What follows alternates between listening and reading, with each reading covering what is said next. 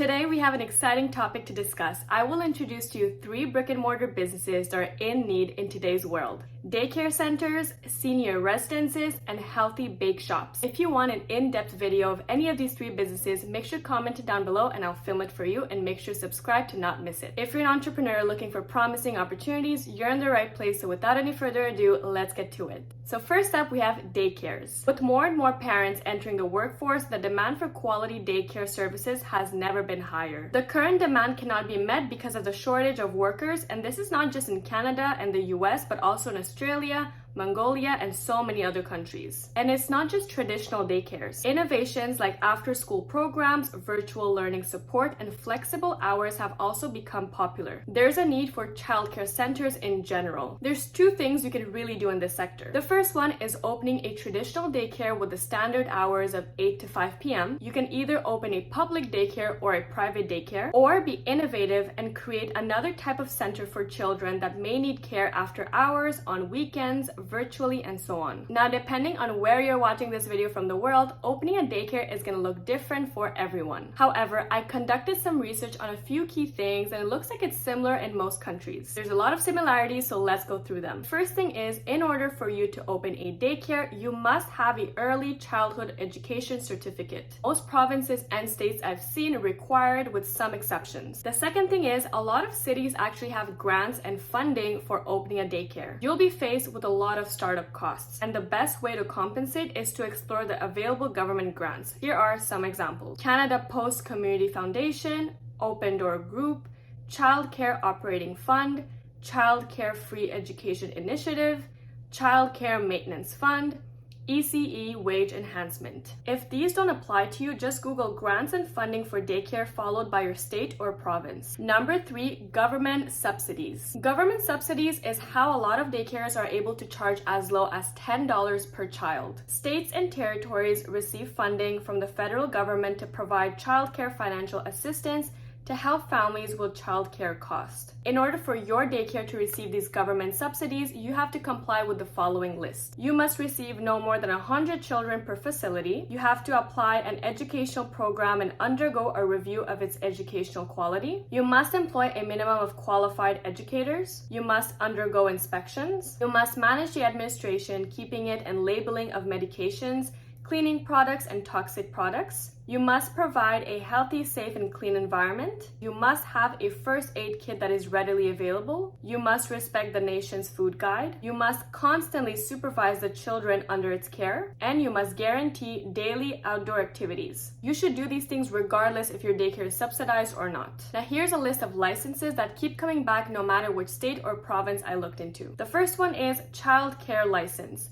This is the primary license required for opening a daycare. Consider this as your occupancy permit. Number 2, health department approval. This is to ensure that your daycare meets sanitation and health requirements. Number 3, CPR and first aid certification. You and your staff may be required to have CPR and first aid certifications. Now, in terms of profitability, daycare stands at roughly 15%. This actually exceeds the average in many other industries. Now, keep in mind this is just an average. It's going to look really different depending on the type of daycare you open, whether it's public or private, and depending on your location. For any business that you want to open, you're going to have a lot of administrative things that you absolutely have to do. Some examples are business registration, taxes, filing, licenses, and so on. This is basically considered step 1 of starting a business. I have an entire YouTube video on that step alone. Make sure to watch it. It's going to be linked down below. Now let's shift our focus to senior residences. With the aging population, the need for senior care and living facilities has skyrocketed. Senior residences provide a comfortable and supportive environment for elderly individuals who may need assistance for daily activities. The goal of these residences is to ensure that the residents lead fulfilling lives in a community that caters to their needs. This industry is incredibly rewarding, just like daycares. There's many different kinds of senior residences, but for the sake of this video, I will only talk about facilities for seniors that don't suffer from health conditions, as it's a whole separate industry and the requirements requirements are heavy on healthcare professionals. Senior residences come in various types to cater to different needs. Here is a list of examples. First, we have independent living communities. These are designed for active and independent seniors who want to downsize and enjoy a maintenance-free lifestyle. Residents typically live in private apartments or cottages. Amenities may include social activities, dining options, fitness centers, and transportation services. Honestly, it just sounds like an all-inclusive vacation.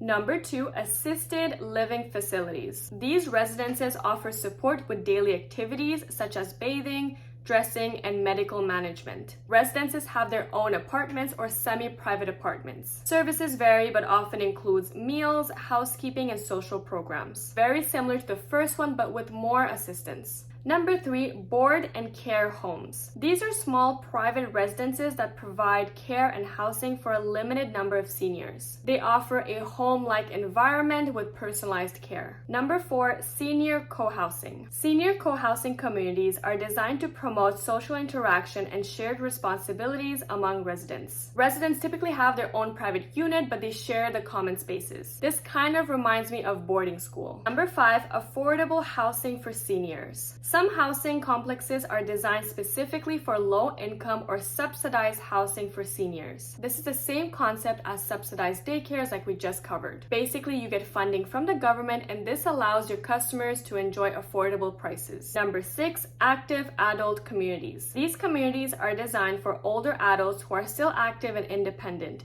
They often feature amenities like golf courses, walking trails, and social clubs. Number 7, respite care. Respite care facilities offer short-term care for seniors, providing relief for caregivers who need temporary assistance. If a caregiver is, for example, a family member and they just need a break, this is where they could send the person to. Seniors usually pay rent to residences through their pension, which means it's kind of like guaranteed income for the residences. This is really reassuring for the landlords and the residences. As for permits, you do not need a permit from the Ministry of Health and Social Services to accommodate elderly residents or rent rooms to them while offering services, as long as your residents can maintain their self-sufficiency. However, if your residents' self-sufficiency declines to a level where they need substantial and continuous assistance, then they need to move to another type of facility where they need a bunch of licenses to operate and healthcare professionals are there to take care of them. You must obtain a certificate of compliance stating that you meet health and social criteria,